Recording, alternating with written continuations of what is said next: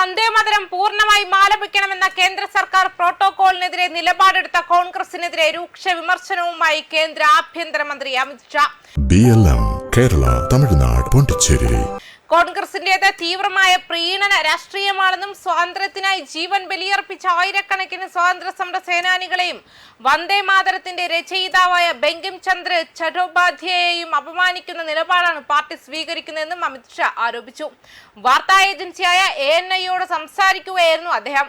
1937 മുസ്ലിം പ്രീണനത്തിന് വേണ്ടിയാണ് കോൺഗ്രസ് വന്ദേമാതരത്തെ 2 ഭാഗങ്ങളായി മുറിച്ചതെന്നും ഇത് ഇന്ത്യയുടെ വിഭജനത്തിന് തറക്കല്ലിടുകയും ദ്വിരാഷ്ട്രവാദത്തിന് കരുത്തേകുകയും ചെയ്ത ചരിത്രപരമായ തെറ്റാണെന്നും അമിത് ഷാ കുറ്റപ്പെടുത്തി. ഈ തെറ്റ് തിരുത്താനാണ് വന്ദേമാതരത്തിന്റെ 150ാം വാർഷിക വേളയിൽ നരേന്ദ്രമോദി സർക്കാർ പൂർണ്ണ രൂപത്തിൽ ഗാനം ആലപിക്കാൻ ഔദ്യോഗിക നിയമനിർമ്മാണത്തിലൂടെ തീരുമാനമെടുത്തത്. എന്നാൽ രാഹുൽ ഗാന്ധിയുടെ നേതൃത്വത്തിലുള്ള കോൺഗ്രസ് വീണ്ടും ഈ പാർലമെന്റ് നിയമത്തെ തള്ളിപ്പറഞ്ഞ് പഴയ പ്രീണന നയം പിന്തുടരുകയാണെന്ന് ആഭ്യന്തരമന്ത്രി പറഞ്ഞു.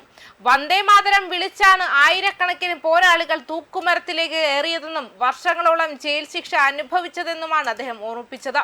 അടുത്തിടെ ചേർന്ന കോൺഗ്രസ് പ്രവർത്തക സമിതി യോഗത്തിൽ പാർട്ടി ചടങ്ങുകളിൽ വന്ദേമാതരത്തിന്റെ ആദ്യ 2 വരികൾ മാത്രം ആലപിച്ചാൽ മതിയെന്ന് തീരുമാനിച്ചിരുന്നു.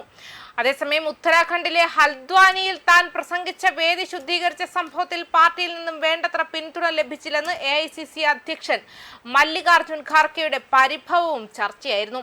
മാധ്യമങ്ങളിൽ നിറഞ്ഞു നിൽക്കുന്നവരും പാർട്ടി ലൈനിന് വിരുദ്ധമായി നിരന്തരം ലേഖനങ്ങൾ എഴുതുന്നവരും ഈ വിഷയത്തിൽ ഒരു വാക്കുപോലും മിണ്ടിയില്ലെന്നാണ് ഖാർഗെയുടെ പരാതി.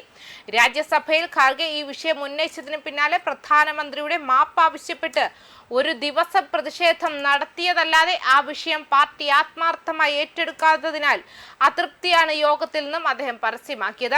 വന്ദേമാതരം വിവാദവും മുതിർന്ന നേതാവിന്റെ അതൃപ്തിയും ഒരേ സമയത്തിനുള്ളിൽ വലിയ ചർച്ചകൾക്കാണ് വഴിവെച്ചിരിക്കുന്നത്. മാത്രമല്ല, സ്വാതന്ത്ര്യ ദിനാഘോഷത്തിനിടെ ദേശസ്നേഹ മുദ്രാവാക്യം വിളിച്ചതിന് ഒരു വിദ്യാർത്ഥിയെ ഭീഷണിപ്പെടുത്തിയെന്ന പരാതിയിൽ ബിദർ ജില്ലയിലെ ചിറ്റ്ഗുപ്പ പട്ടണത്തിലെ Shaheen PU college principal Abdul ഹക്കീമിനെതിരെ FIR രജിസ്റ്റർ ചെയ്തിരുന്നു. സംഭവം ഓഗസ്റ്റ് 15-നാണ് നടന്നതെന്ന് റിപ്പോർട്ടുകൾ ഉണ്ടെങ്കിലും പിന്നീടാണ് ഇത് പുറത്തു വന്നത്. ദേശീയ പതാക ഉയർത്തിയ ശേഷം വിദ്യാർത്ഥിയുടെ പിതാവ് ഹിരോബ ഗൌളിയുടെ മകൻ സാഗർ ഗൌളി വന്ദേമാതരം, ഭാരത് മാതാ കി ജയ് എന്നീ മുദ്രാവാക്യങ്ങൾ വിളിച്ചതായി പരാതിയിൽ പറയുന്നു.